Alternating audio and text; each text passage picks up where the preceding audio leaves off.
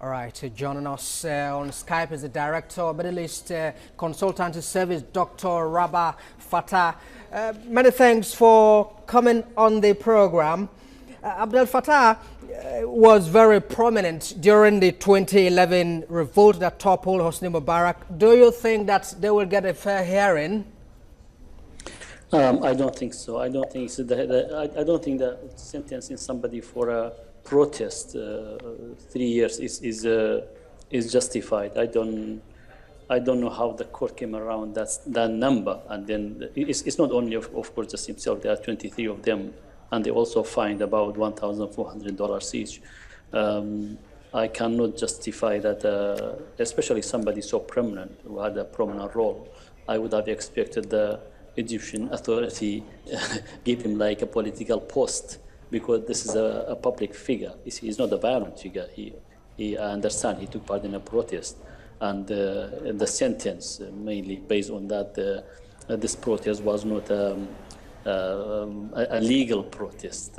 I'm not really sure what a legal protest is, but because even the current Egyptian constitution encouraged people, or at least it doesn't criminalize people for taking part on any protest, peaceful protests, obviously.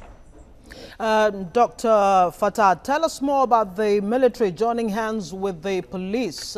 Is this going to be effective? Will that get the job done?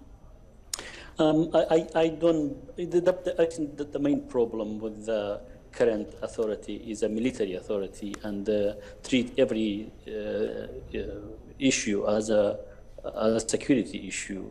Obviously, we understand that Egypt has a security vacuum, and the security vacuum is part of the power vacuum in the country.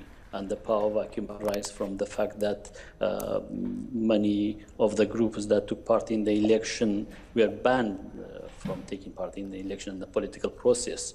And obviously, millions of people, for example, voted for Muslim Brotherhood.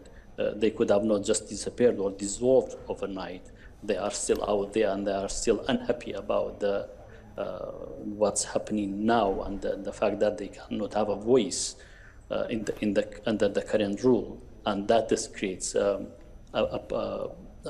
security vacuum. It is, I mean, the current Egyptian authority can join with the police or even with other forces, or you can just like treat everything as a security issue and try to treat it as by sentencing now by iron fist, as they say. I don't think the Egyptian problem can disappear in this way.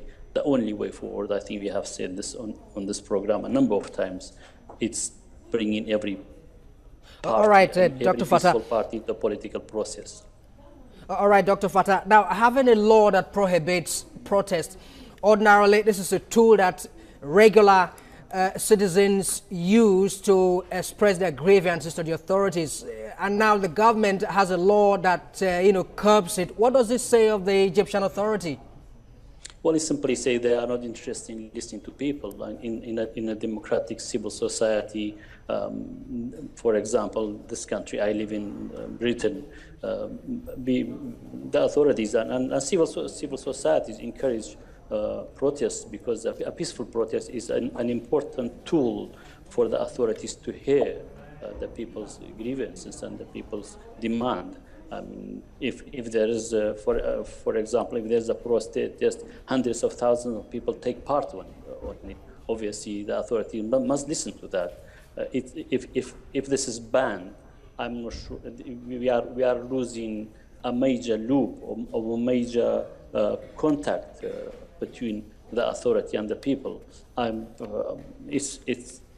know there are other means, that the people can express themselves. But protest is a very important democratic and civil tool in order for the authorities to revise themselves. But the Egyptian authorities decided that a protest is a negative and is an unwanted part of civil society or of the people. Okay, thank you very much, Dr. Rabwar Fatah there.